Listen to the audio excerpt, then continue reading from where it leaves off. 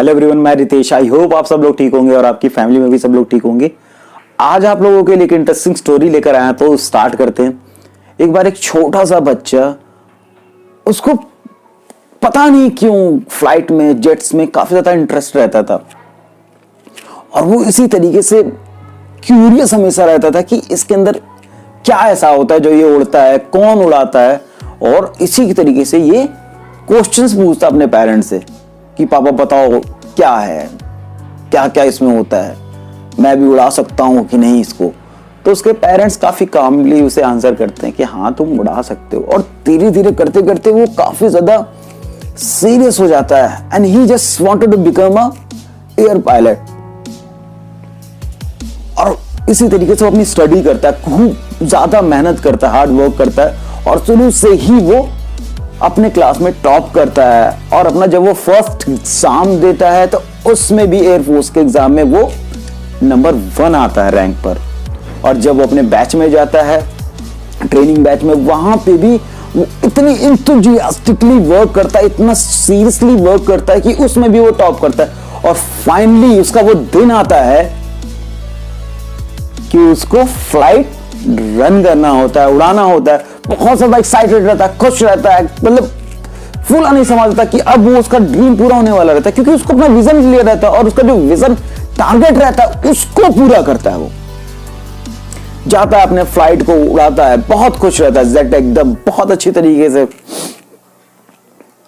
और काफी इंटरेस्ट के साथ में अपने फ्लाइट को वो रन करता है और वापस बेस पे आता है। जैसे ही बेस पे एकदम नियर बाई ही रहता है, ऑल ऑफ द सडन उसका इंजन बंद हो जाता है और वो एकदम शॉक हो जाता है कि मैं करूं तो करूं क्या।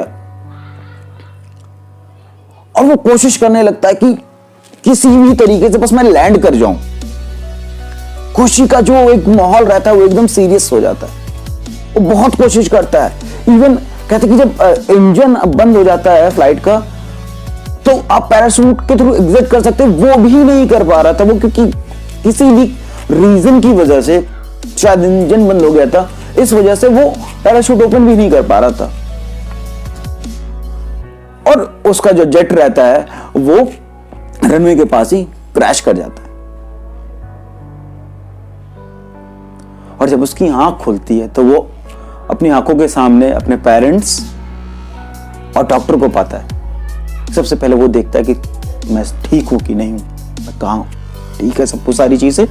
वो अपने हाथ देखता है, वर्क करते रहते, सब कुछ ठीक रहता है, बट उसके पैर जो रहते हैं वो मूवमेंट नहीं कर पाते।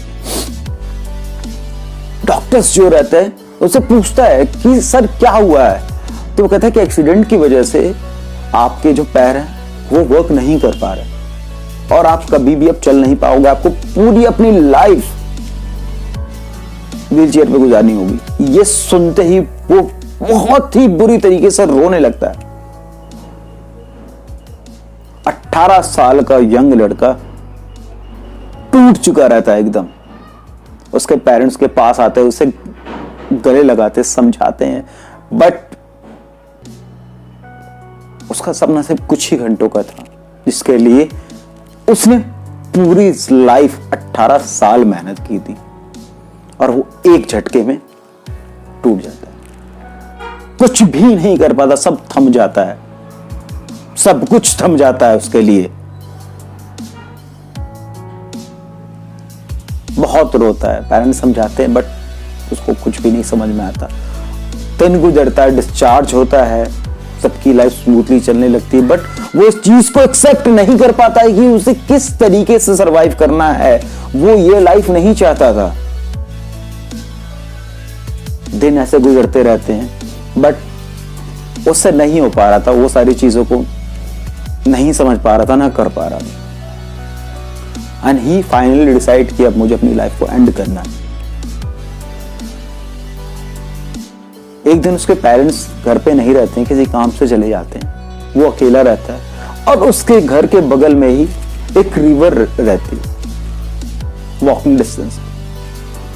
वो व्हील चेयर से वहां जाता है और उसमें डूबने लगता है कि अब तो मुझे अपनी लाइफ फिनिश करनी है। जब वो पूरी तरीके से डूबने वाला रहता है, जब नाक के अंदर आप पानी घुस जाता है, आप डूबते रहते हो, तो ब्रीथिंग लेने में प्रॉब्लम होती है। जब वो ब्रीथ नहीं कर पाता प्रॉपरली, तो अचानक से उसके माइंड में उसके पेरेंट्स की एक इमेज आती है।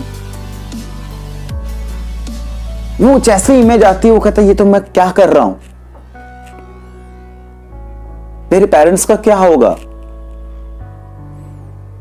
और वो रिवर से बाहर निकलने की कोशिश करता है, बहुत कोशिश करता है। रिवर का पानी इतना ज्यादा ठंडा रहता है,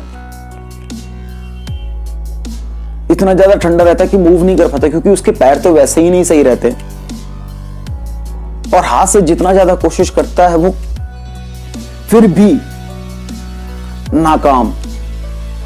तो उसे लकड़ी दिखाई देता है, उसी को भी पकड़ता है और कोशिश करता है कि मैं किसी तरीके से निकल जाऊं। पानी काफी ज्यादा ठंडा रहता है और धीरे धीरे करते करते उस लकड़ी को पकड़े पकड़े वो अनकॉन्शियस हो जाता है, उसको पता नहीं रहता। और अचानक से उसको आवाज आती है, बेटा बेटा बेटा। वो आंख खोलता है और देखता है उसके पेरेंट्स जो रहते हैं उसके सामने रहते हैं। वो अपने पेरेंट्स को देख के इतना ज्यादा खुश हो जाता है और उन्हें गले लगा लेता है और काफी तेजी से रोने लगता है। उसके जो पेरेंट्स रहते हैं उसे बहुत प्यार से बोलते हैं, बेटा कोई बात नहीं है, रो क्यों रहे, बस इस चीज के लिए बताओ। नहीं बताता है। उसकी माँ उससे बहुत कामली पूछती, बेटा क्यों रो रहे हो, कोई बात नहीं। फिर वो बच्चा बोलता है, माँ एक बहुत ही बुरा सपना देखा था, इस वजह से रो रहा हूं, मैं आप लोगों से बहुत प्यार करता हूं। तो दोस्तों, इस स्टोरी से एक चीज बस समझ में आती है, क्या लाइफ में कभी ना ये सुसाइड वगैरह करने के बारे में सोचना नहीं चाहिए। कभी ऐसी कोई बात हो ना जहां पे आपको लगे कि बस सब कुछ डिस्ट्रॉय हो गया है, वहां पे क्या बोलते हैं, आप अपने पेरेंट्स से बात करिए, अपनी फैमिली से बात करिए। इस स्टोरी से मोरल बस यही है कि कभी भी आप ऐसा माइंड में थॉट आ जाए ना, तो अपने पेरेंट्स से बात करिए। पहली बात तो ऐसी बात अपने दिमाग में लाइए मत, क्योंकि दोस्त आप चले जाओगे लेकिन मां बाप का, फैमिली का कोई सपोर्ट नहीं होता। वो रोज घुट घुट के मरते हैं। ये दर्द बस वही समझ सकते हैं जिन्होंने अपना बच्चा खोया। तो कभी भी ऐसी सिचुएशन आए तो अपने पेरेंट्स से बात करिए, ओपनली उनसे डिस्कशन करिए, अपनी फैमिली में डिस्कस करिए, अपने सिस्टर से, अपने ब्रदर से, अपनी वाइफ से, किसी से भी डिस्कस करिए। कहते हैं कि ना, जब सारे दरवाजे बंद हो जाते हैं तो एक दरवाजा खुलता है, अपने आप खुल जाएगा, बस आपको फाइंड करना होता है। और पेरेंट्स हमेशा आपको सही सलाह देंगे, हमेशा आपको सही सलाह देंगे आपके पेरेंट्स। तो दोस्त, स्टोरी का सिंपल सा मोरल जो था मैंने आप लोगों को बताया। तो अगर आप लोगों को ये स्टोरी अच्छी लगी हो तो लाइक करिए, सब्सक्राइब करिए और शेयर करिए। Thank you so much for watching this video.